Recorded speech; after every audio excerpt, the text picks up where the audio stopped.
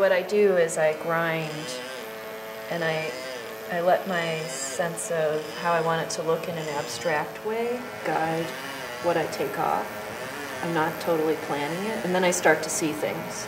Like, oh, I see this line. And so it's kind of an intense way to work, actually.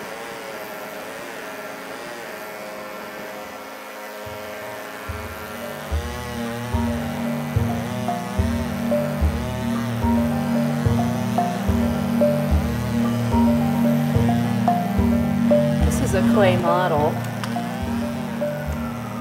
that's to scale. See. And you know, it never turns out exactly like the model, and I really don't want it to. There's a process of like looking at this and selecting what I think will help this look right for the sculpture. And for this part, I'm using this tooth chisel, which is pretty much, you know, like what sculptors have been using for many, many centuries, except that I have, you know, the air-powered tool.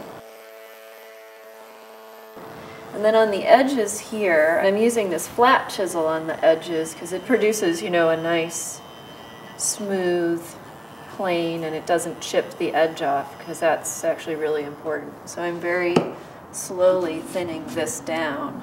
It's going to take me a little while to get this where I want it. It's still pretty bulky right here.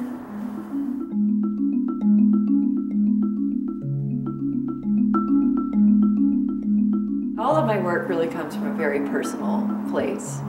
That's part of the kind of alchemy of the process, where, you know, it sifts through me and then I sort of move through it physically.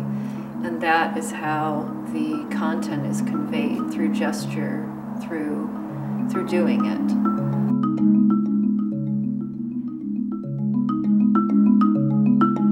A lot of times the video is a really spontaneous part of the piece, which is in contrast to this, which is lots of little spontaneous acts, but over a long period of time.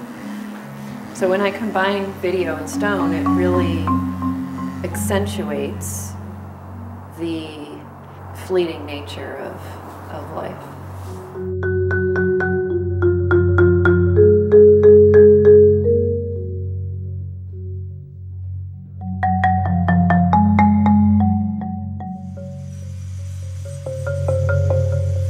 My grandfather was a sheet metal worker, and he brought me to the bench grinder. He was making a small child's shovel, and we went over and we took the edge of the shovel and we pulled it across the bench grinder, and the sparks flew. Yeah. I was like 5, and I thought, oh my God, you've made the metal shiny. Yeah.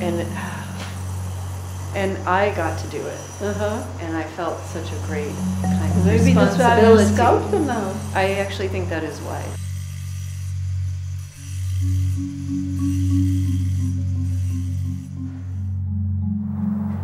All I can say is that we all have moments where something strikes you, and it could be something really spectacularly huge in your life, or something which just happens to strike you at that moment. You see a scene and it says something to you, or it gets you in a certain way.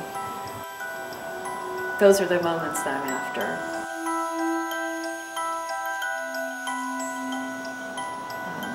I'm basically taking the most physical material I could possibly choose to work with and trying to convey the most fleeting and intangible of experiences.